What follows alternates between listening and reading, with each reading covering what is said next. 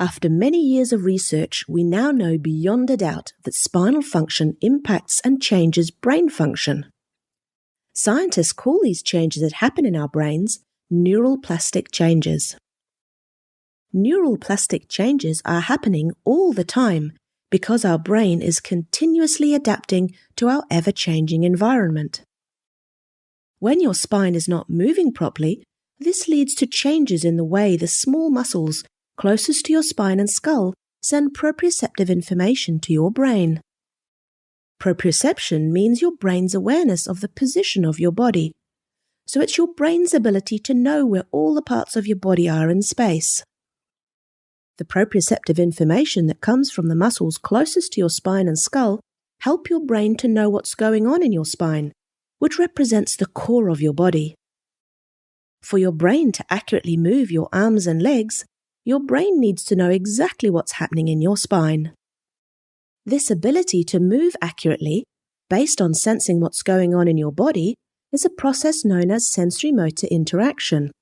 Sensory-motor interaction basically means your brain's ability to take all the information it receives from your body and your environment and put it all together to make sense of it, and then to create just the right sort of movements in response to that sensory information.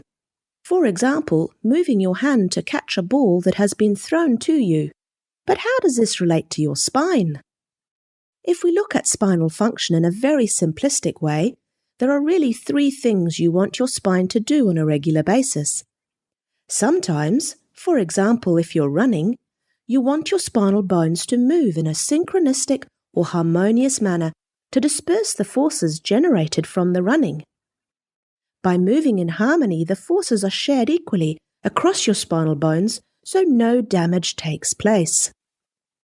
But other times, for example, if you are lifting a heavy object, then you want your spine to stiffen up to protect you. Without all your muscles stiffening up like this, you could injure yourself. So how does your spine sometimes move and sometimes stiffen up? Well, your brain does this for you by activating the muscles around your spine and skull, which are called your paraspinal muscles. Your brain activates the correct muscles, in the correct order, to the correct degree, with perfect timing, to either allow for synchronistic movement, for example during running, or to allow your spine to stiffen up, for example during heavy lifting. In addition to this, your spine muscles also, at times, need to automatically respond during times when you're expecting some sort of postural challenge, such as a trip or a slip. If you are tripping over, you need your brain to automatically, without consciously thinking about it, switch on and off your correct paraspinal muscles very fast to help you maintain your balance and stop yourself from falling over. This automatic activation of your spinal muscles is also important during arm and leg movements to stabilize your body and prevent injuries. So when you have spinal dysfunction, or what chiropractors call a subluxation, your brain is simply not controlling the movement pattern of a part of your spine appropriately. For example, your brain may not be moving your spinal bones in harmony when it should do, or it may not automatically be responding to postural challenges at the right time. So how would you know if you were subluxated? Well, often you don't know because you might not feel any symptoms right away. They may end up causing neural plastic changes in your brain that lead to back or neck pain, but they may not. For some people, they may result in clumsiness because you're not controlling the movements of your body properly. For some people, they may just cause weak muscles, or reduce sports performance, or difficulty reading, or simply the worsening of other conditions such as colic or bedwetting, or perhaps high blood pressure. We simply don't know yet how a subluxation is going to affect you.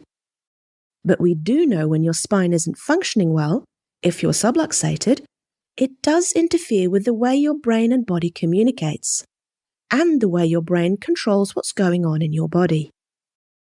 When a chiropractor adjusts these subluxations and improves the function of your spine, this results in better communication between your brain and your body, which may have an impact on the way you feel if these subluxations were causing symptoms for you. Or it may mean that your brain is better able to control what's happening in your body, so you can perform at your optimal potential.